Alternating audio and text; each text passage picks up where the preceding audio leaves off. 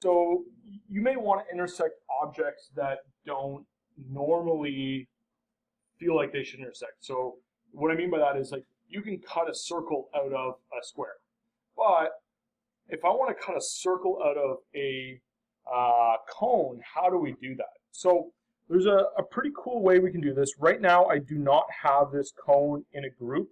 This cone is just an object. And what I'm going to do here is I'm just going to draw a line off to the side somewhere.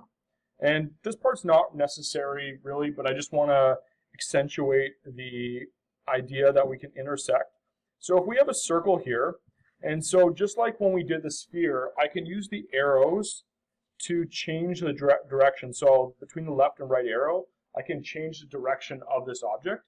And so now I'm using the red one, which is going to basically go towards this object. So I'm going to draw a little circle like this and draw something like maybe not too big, but something like that.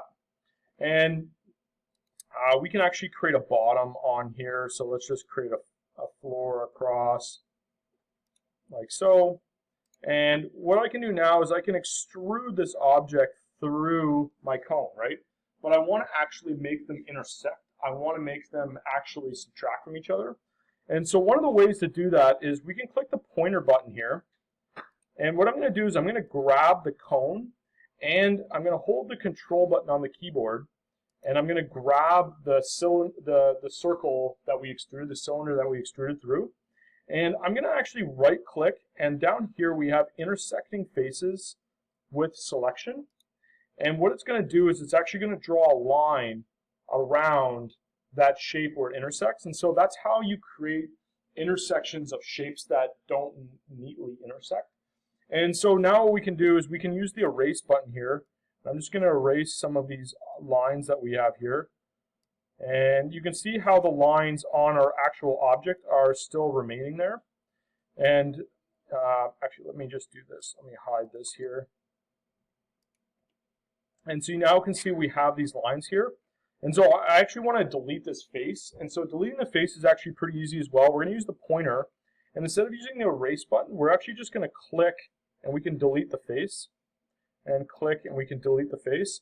And you can see now we actually have a wall. Actually, I should hide this part too. I was using the Revit command for hide, which does not work in SketchUp.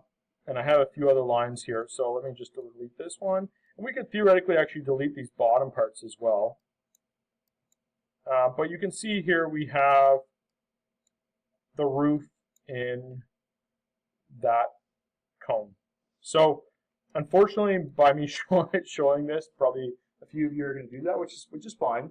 But maybe don't do the circle. Find some other shape to intersect, so you're not completely copying this exercise. But that's how you can intersect objects or find how those objects intersect if they're not necessarily a rectilinear, clean intersection that you would be kind of used to. So hopefully that helps.